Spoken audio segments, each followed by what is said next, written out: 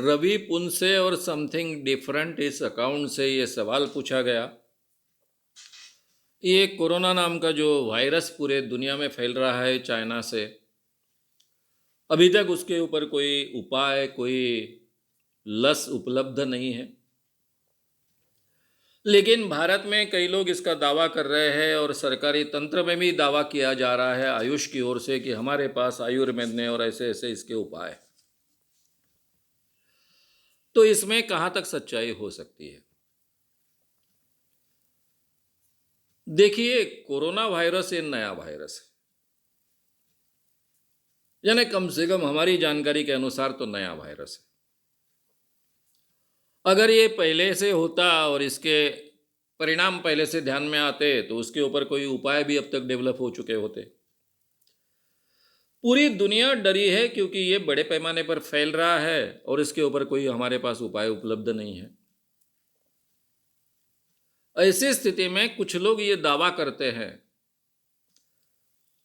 ये दावा अगर कोई सामान्य व्यक्ति करते हैं, कोई जिसको हम कहेंगे क्वैक्स करते हैं, समझने लायक कि उनका धंधा है इसलिए वो दावा कर रहे हैं। आयुर्वेद में इसकी कोई दवाई हो सकती है क्या? हो नहीं सकती ऐसा नहीं कहा जा सकता है, हो सकती है। लेकिन सही में इतने दावे के साथ कहने का हमको अधिकार है क्या कि हम विश्वसनीयता उसके कारण खो रहे हैं? आयुष ये अगर सरकारी तंत्र का हिस्सा है तो उन्होंने कोई भी दावा करते वक्त 10 बार सोचकर यह दावा करना चाहिए।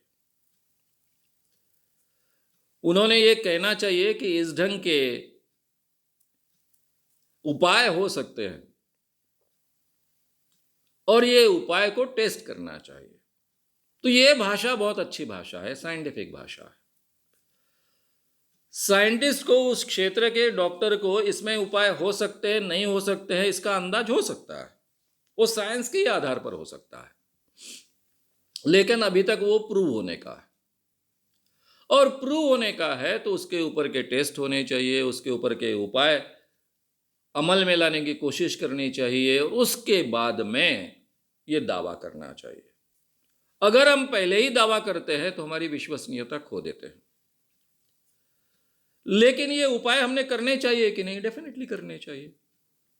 जब भाई कोई उपाय, ठोस उपाय अगर उपलब्ध नहीं है तो जो संभव उपाय है वो करने के लिए कोई हर्ज नहीं। ये आयुर्वेद की बात चल रही है, इसलिए ये अगर मंत्र तंत्र की बात चल रही होती तो मैं शुरुआत में उसको नकार देता कि इसमें कोई तथ्य नहीं है, ये गलत दावे हैं, ऐसा कहकर उसको बात को छोड़ देता। लेकिन आयुर्वेद ये मेडिसिन है,